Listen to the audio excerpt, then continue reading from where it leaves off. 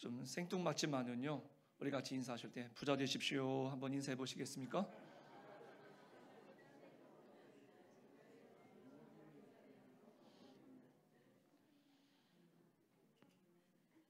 좋으시죠? 다 아는데도요, 부자 되세요 그러면 괜히 기분이 좋죠. 우리 예수 믿는 사람들은요, 되게 긍정적인 말, 사람의 마음을 희망을 갖게 하고 또 이렇게 마음을 즐겁게 하는 그런 성도들이 되어야 될 줄로 믿습니다.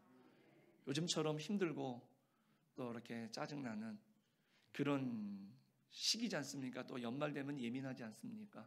그럴 때마다 오늘 우리들이 좀 더 믿음의 부자가 되셔가지고요, 나누시고, 그래서 부자 되세요, 부자 되세요. 그렇지만 우리는 그런 부자가 아니라 다른 부자입니다.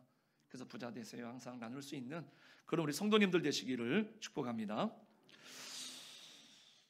부자들이 왜 오래 사는 줄 아십니까? 좀 황당한 질문이죠. 근데 오늘 책에서 보니까는요, 부자학 연구 학회라는 게 있더라고요. 조사를 했습니다. 그랬더니 일반인들보다 좀 더 부자들이 4년에서 길게는 7년 정도, 같은 조건이라고 한다면 더 장수를 한다고 합니다. 그래서 이게 부자 장수 가설입니다. 그래서 조사를 한번 해봤답니다. 왜 오래 살까? 그랬더니 크게 세 가지 의견으로 모아진다고 합니다. 그 첫 번째는 뭐냐면, 원래 태어날 때부터 건강한 사람이 부자가 되니까 오래 산다라고 하는 선천장수설입니다. 그리고 또 두 번째는 뭐였느냐면 외부 지원설인데요. 아무래도 가진 것이 넉넉하다 보니까 좋은 거 먹고 좋은 치료 받다 보니까 그렇지 못한 사람들보다 상대적으로 좀 더 장수한다라고 하는 것입니다. 그리고 세 번째는 뭐냐면 조금 황당하기도 하고 우습지만은요, 죽음 한거설 이렇게 말하는데 뭐냐면, 너무 벌어놓은 게 그냥 놓고 가기는 너무 아까웠죠. 그래서 악착같이 숨쉬며 산다는 겁니다. 그래서 그 사람들이 좀 더 오래 산다, 이런 세 가지 주장들이 있습니다. 그런데 결정적으로 보니까 그래도 이 부자들이 오래 사는 이유 중에 하나는 뭐냐면 정신적으로 여유가 있다라는 것이죠. 정신적으로.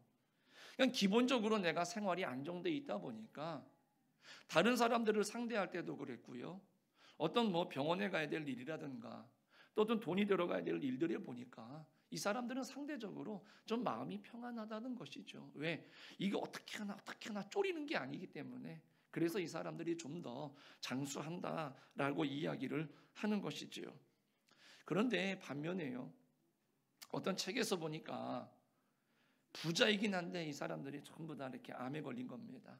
그 시한부 선고를 받았어요. 그러니까 이 사람들이 어찌할 바를 모르니까 그 병원 사역을 하시는 목사님께서 그런 분들을 다 모으신 거예요. 그리고는 예배를 드리시다가 그네들에게 그렇게 말을 했다죠. 앞으로 남은 여생을 우리가 좀 보람 있게 살아야 되지 않겠습니까? 그러니까 가서 당신들처럼 암에 걸린 힘들게 살아가는 이웃들에게 봉사를 좀 하십시오. 가서 도와주십시오. 그랬더니 그 중에 한 100명 정도가요, 그 목사님의 말씀에 순종을 해서 나가서 정말로 자기와 같은 처지에 있는 그런 사람들을 돌아보고 그네들에게 봉사하면서 자기의 가진 것을 나누어 주면서 그네들과 함께 더불어서 아픔을 나누고 그네들의 고통을 같이 감내했다라고 하는 것이죠. 그랬더니 대부분의 사람들이 그 암이 많이 사라지면서 회복되어지는 그러한 일들도 있었다라는 것이죠. 우리 사랑하는 성도님들, 평균적으로 이렇게 보면은 부자들이 오래 사는 것이 맞기는 합니다. 하지만은요, 우리가 주변에서 보면 또 어떻습니까? 천문학적인 돈을 가진 사람들이요, 한순간에 죽습니다. 스스로 이 세상과 이별을 합니다. 우리가 어떻게 이해를 해야 될까요? 우리가 너무 많은 재산과 돈에 눌려서 우리가 허덕이는 것보다는요, 하나님께 드리고요, 우리가 나누고 베풀면서요, 탐욕을 일정 부분 덜어내고 우리가 앞으로 하나님을 만나는 그 순간, 그 죽음을 준비할 자세가 필요로 하다라는 것을 우리가 이런 보고서를 통해서, 이런 이야기를 통해서 우리가 알 수 있는 것이죠. 그렇게 살아간다라고 한다면 세상이 누구나 바라는 그 훌륭한 부자, 평안한 장수의 삶을 그렇게 만들어갈 수 있을 것이다라는 생각이 듭니다. 우리 사랑하는 성도님들, 우리가 이 땅을 살아가면서 너무 움켜쥐려고 하는 것이 아니라 우리가 있는 것을 감사함으로 알고요, 베풀고 준비하면서 마음의 여유를 가지시고 하나님께서 우리에게 주신 귀하고 복된 이 생명의 복을 누릴 줄 아는 그런 우리 성도님들이 다 되시기를 주님의 이름으로 축복합니다. 오늘 말씀의 제목은 항상 하나님께 감사입니다. 오늘 바울은 읽지 않았지만 2절 말씀에 보니까는요, 하나님 아버지와 주 예수 그리스도로부터 은혜와 평강이 너희에게 있을지어다. 이 축복의 말씀으로 시작을 합니다. 주님의 은혜와 평강이 저와 여러분에게 있기 위해서는 무엇이 선결돼야 될 것 같습니까? 그에 대한 대답이 오늘 3절 말씀입니다. 형제들아, 우리가 너희를 위하여 항상 하나님께 감사할지니 이것이 당연함은 너희의 믿음이 더욱 자라고 너희가 다 각기 서로 사랑함이 풍성함이니, 이렇게 대답을 해주고 있습니다. 이 말씀 속에 세 가지를 발견할 수가 있죠. 첫 번째는 뭐냐? 항상 하나님께 감사. 두 번째는 너희의 믿음이 더욱 자라고, 세 번째로는 서로 사랑함이 풍성함입니다. 좀 더 좁혀서 설명을 드리면 감사, 믿음, 사랑이라는 것이죠. 이거 오늘 말씀의 주제인 겁니다. 그러니까 주님 주시는 은혜와 평강을 우리가 항상 누리기 위해서는 감사, 믿음, 사랑이 선결되어져야 된다는 겁니다. 바울이 데살로니가 교인들을 자랑스럽게 지금 생각하고 있습니다. 그리고 표현을 하고 있습니다. 바울이 그네들을 그토록 자랑스럽게 생각하는 이유가 뭡니까? 바로 그들의 신앙적인 인내 때문입니다. 4절 말씀에 보니까 너희가 견디고 있는 모든 박해와 환난 중에서 너희 인내와 믿음으로 말미암아 하나님의 여러 교회에서 우리가 친히 자랑하노라, 이렇게 고백을 합니다. 여러분들 주님을 믿고 살다 보시면은요, 그 힘든 일이 한두 가지가 아니지 않습니까? 한 주간 일터와 세상에서 일하시느라고 몹시 지치고 피곤해 있습니다. 그래서 주일에는 좀 그냥 편안하게 쉬고 싶은데, 그렇게 하면 좋겠는데 우리 믿음의 성도들은 또 그게 아니지 않습니까?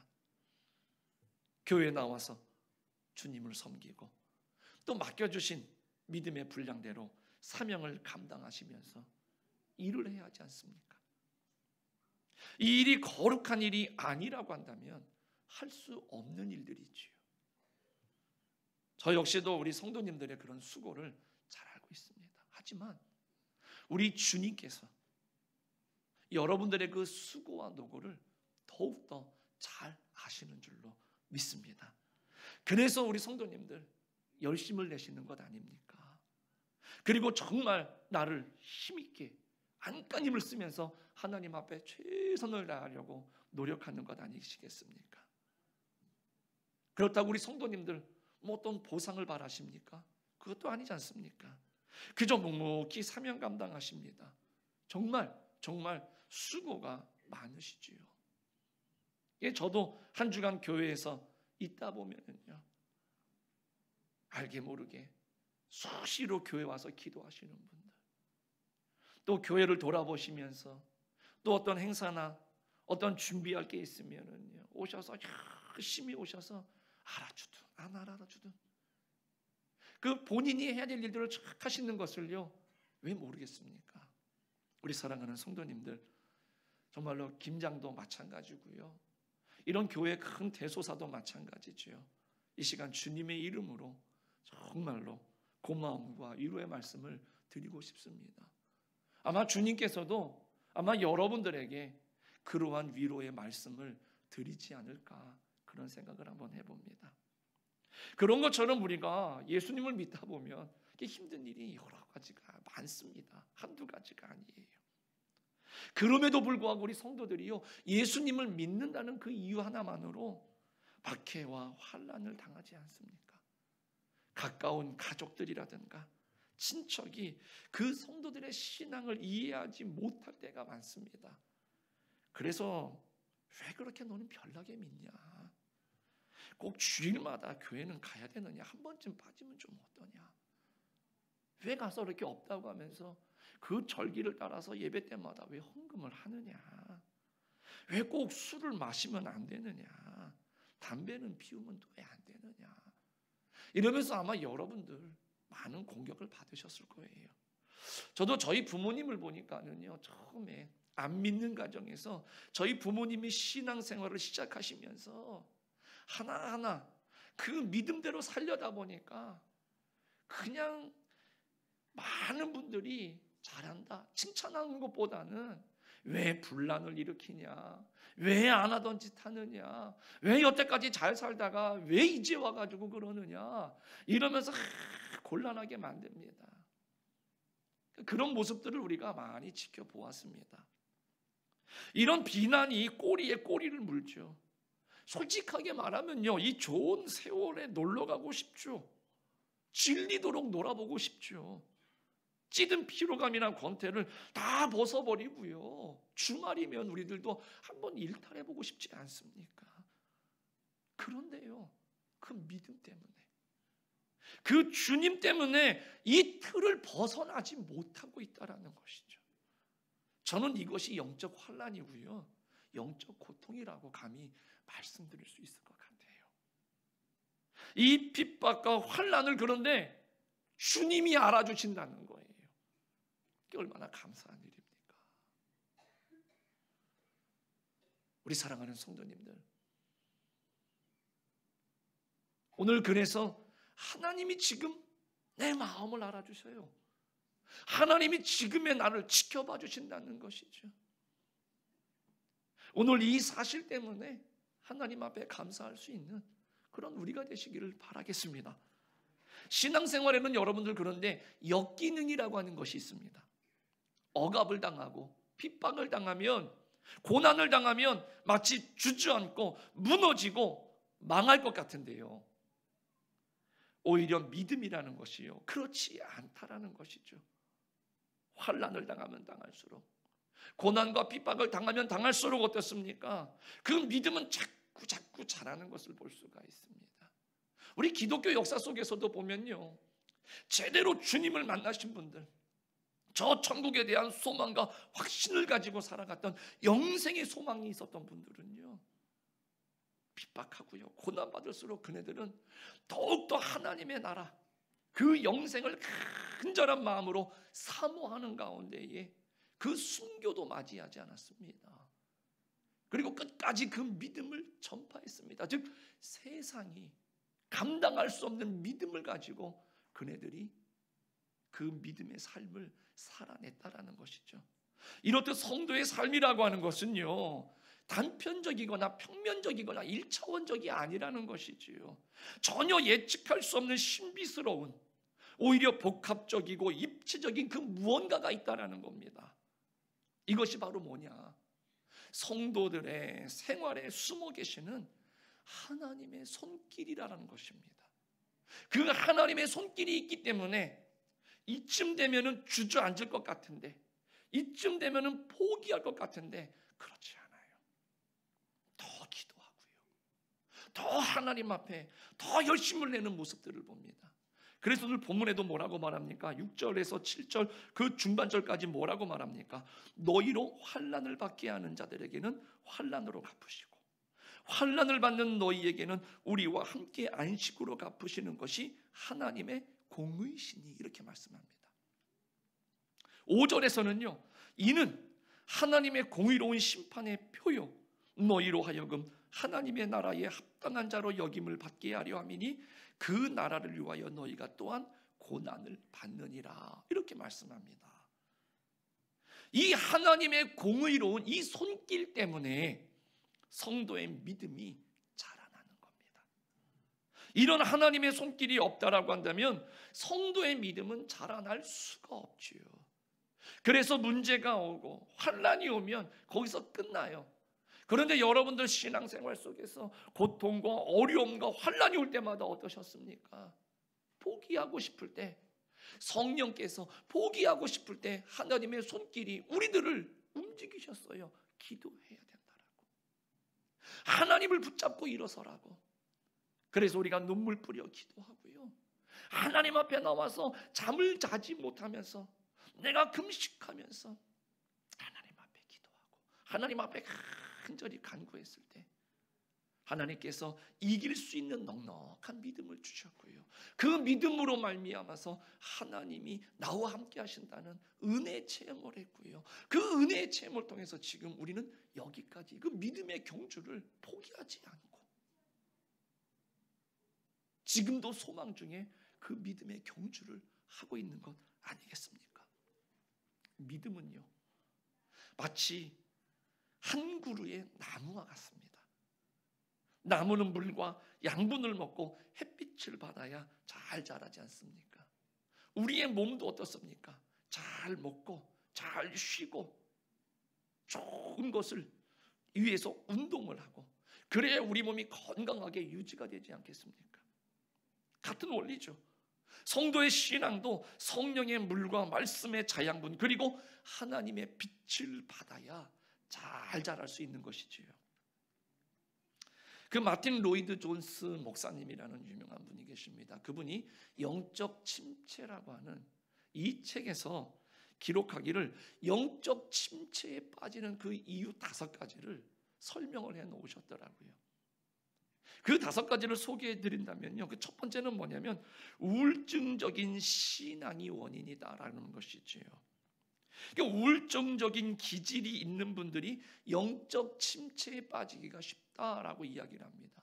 두 번째는 뭐냐면 정신적 피곤 상태다. 과도한 스트레스로 인해서 누적된 피로가 영적 침체의 원인이 된다라고 이 목사님이 그 책에서 말씀하셨어요. 세 번째로는 영적 체험 후 일어나는 반작용이라고 말합니다. 그러니까 하나님의 놀라운 역사를 체험했습니다. 그리고 난 다음에 그 놀라운 은혜를, 내가 체험한 하나님의 은혜를 제대로 관리하지 못해서 영적 침체에 빠지는 경우가 있다는 것이죠. 네 번째로는 마귀의 공격이라고 했습니다. 사단이 성도들을 넘어뜨리기 위해서 공격해 올 때 제대로 방어하지 못하면 영적 침체에 빠진다라고 이야기했습니다. 다섯 번째로는 거룩한 불신앙이라고 표현을 했습니다. 그래서 그 내용이 뭔가 보니까 교회는 다니는데 하나님의 말씀이 믿어지지 않는 겁니다. 그리고 하나님의 존재 자체에 대한 믿음이 흔들리면서 영적 침체가 되더라라고 이야기를 하는 것이더라고요. 그러면 이 문제만 제기했느냐? 그러면서 해법을 우리들에게 이야기해 주는데, 그러면 그러한 영적 침체에서 벗어나는 방법이 무엇이냐? 2가지로 소개를 해 주시는데, 그 첫 번째가 뭐냐면 하나님의 말씀을 통해서 자신을 잘 아는 것이라고 이야기를 하더라고요. 지금 내게 영적인 침체가 왜 왔는지, 그 영적인 침체가 오게 된다라고 한다면 주로 어떤 부분을 통해서 나는 영적 침체에 빠지느냐, 이것을 우리가 정확하게 알아야 그 영적인 침체에서 벗어날 수 있다라고 이야기를 하더라고요. 또 하나 해결 방법은 뭐냐면 하나님의 말씀을 통해서 우리의 신앙의 대상이 되는 하나님을 잘 아는 것이라고 이야기를 합니다. 하나님이 어떤 분이신지, 또 그 하나님이 나를 위해서 지금 어떤 일을 하시는지, 이것을 정확하게 알 때에 우리들이 그 영적 침체에서 벗어날 수 있다라고 이야기를 하시는 거죠. 우리 사랑하는 성도님들, 이 데살로니가 교인들도요, 그런 핍박과 고난을 통해서 이런 영적 고난, 영적 침체가 있었던 거죠.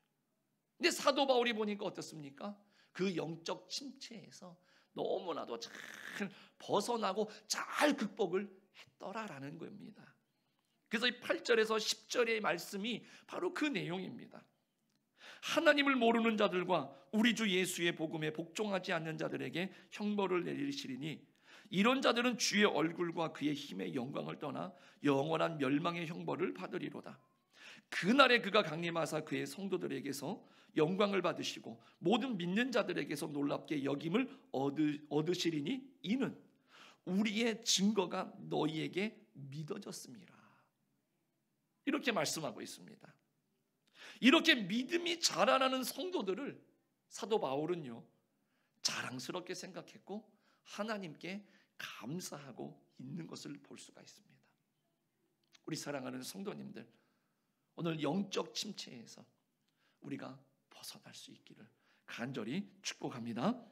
데살로니가 성도에게는요, 또 한 가지가 있었는데 바로 뭐냐? 다 각기 서로 사랑함이 풍성했다라는 겁니다. 3절 말씀에 나와 있는 것이죠. 사랑은 신앙생활의 중심으로 기독교 최고의 덕목이 사랑 아니겠습니까? 성도에게 사랑이 없다, 아무것도 아니지요. 그러나 성도에게 사랑이 있으면 다 있는 것이라고 말씀드려도 과언이 아닐 겁니다.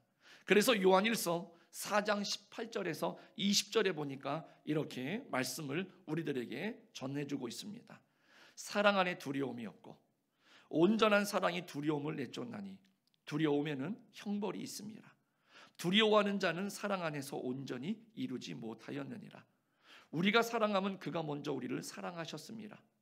누구든지 하나님을 사랑하노라 하고 그 형제를 미워하면 이는 거짓말하는 자니 보는 바 그 형제를 사랑하지 아니하는 자는 보지 못하는 바 하나님을 사랑할 수 없느니라.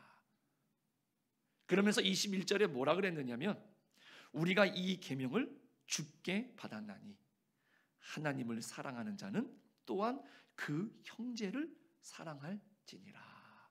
이렇게 말씀하고 있습니다. 사랑이 두려움을 내쫓는 줄로 믿습니다. 사랑은 허다한 허물과 죄를 덮는 줄로 믿습니다. 데살로니가 성도들은요, 그런 믿음을 가지고 영적 침체를 벗어났지만 또 하나 성도들은 서로 사랑했다라는 겁니다. 그들에게도 각기 허물이나 실수나 그 공동체 안에 갈등이나 미움이나 공동체 안에 원망과 시비가 분명히 있었을 겁니다. 그러나 사랑으로 모든 것을 다 덮었습니다. 그리고 서로가 서로를 사랑했습니다. 이것이 바울에게 자랑스러운 자랑거리가 되었고 주님을 기쁘시게 하는 선한 행위가 되었다라는 것이지요. 그래서 바울은 그러한 데살로니가 성도들을 생각할 때마다 그 마음에 감사의 기도가 멈춰지지를 않았던 겁니다. 그래서 항상 하나님께 감사한 것이죠. 오늘 11절, 12절 말씀에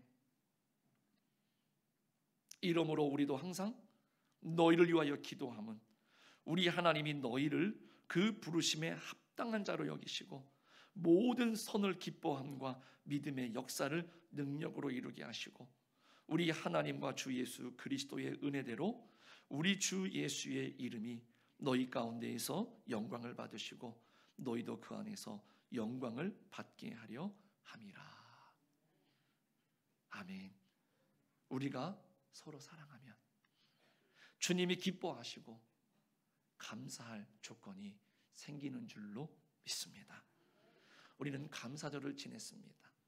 그리고 주님의 오심을 기다리는 그 절기를 지금 지나고 있습니다. 우리가 어떻게 무엇으로 하나님 앞에 감사할까? 물론 대림절을 우리가 준비하면서 주님의 오심을 기다리지만은요, 여러분들 어떻습니까? 하나님 앞에 우리가 상급을 받고 칭찬을 받기 위해서 기다리는 사람하고요, 어떤 징계를 받아야 되고 심판을 받아야 되는 그 기다림은 아마 차원 자체가 다를 겁니다.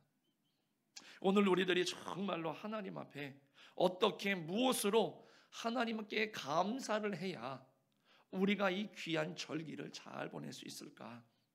오늘 성경은 우리들에게 이야기해 주는 것처럼 신앙생활의 환난과 핍박 속에서도 견디고 인내하는 믿음으로 자랑거리를 만들어서 하나님께 감사하시기를 간절히 바랍니다.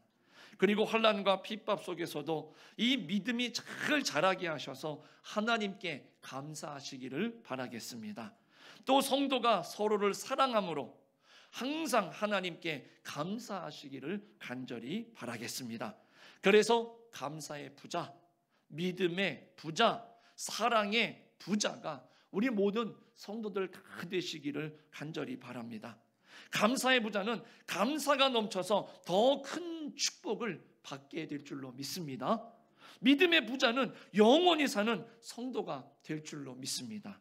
사랑의 부자는요, 하나님의 사랑을 더 많이 받아서 그 영혼이 장수할 줄로 믿습니다. 이 감사의 계절에 또 주님의 오심을 기다리는 이 계절에 우리가 넉넉한 마음으로 하나님께 감사하는 생활을 하시기를 다시 한번 부탁을 드리겠습니다. 하나님과 사람들에게 자랑거리가 되는 성도가 되시기를 바랍니다. 항상 하나님께 감사하시고 너희의 믿음이 더욱 자라게 하시고 서로 사랑함이 풍성하게 되는 우리 대강교회가 되고 우리 성도님들이 되시기를 바라겠습니다. 그래서 감사가 넘쳐서 더 감사함으로 하나님을 기쁘시게 하는 그런 우리 성도가 다 되시기를 주님의 이름으로 간절히 축복합니다.